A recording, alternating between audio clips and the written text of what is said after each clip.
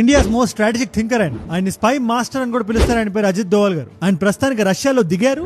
అక్కడ ఉండే top brass officials తో పాటు వ్లాదిమిర్ పుతిన్ గారితో కూడా ఆయనకు మీటింగ్ ఉంటుంది అంటున్నారు. ఈ మీటింగ్ ఇప్పుడు ఎందుకు ఇంపార్టెంట్ అంటే డొనాల్డ్ ట్రంప్ గారు చేస్తున్న హడావుడు మన అందరికీ తెలిసిన, స్పెసిఫిక్ గా సెపరేట్ గా చెప్పాల్సిన అవసరం లేదు. ఇన్ఫాక్ట్ ఆయనకు తెలియకుండానే భారతదేశాన్ని రష్యా వైపుగా తోస్తున్నారు ఆయన. ఇప్పుడు అలా రష్యా వైపుగా వెళ్ళి ఆయన చాలా పాయింట్స్ డిస్కస్ చేసి ఉంటారు.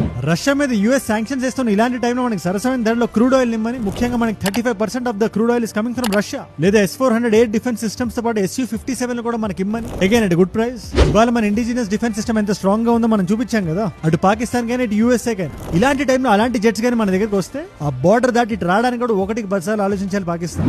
అండ్ అన్నిటికన్నా ముఖ్యంగా ఈ టారిఫ్ల గురించి ఇలాంటి సమయంలో మేము మీతో ఉన్నాం, యూఎస్ కి వంగట్లేదు లొంగట్లేదు అని చెప్పి చాలా నాన్ కాంట్రవర్షియల్ గా చెప్తున్నట్టు, ఇండైరెక్ట్ గా సింపుల్ గా చెప్తున్నాను.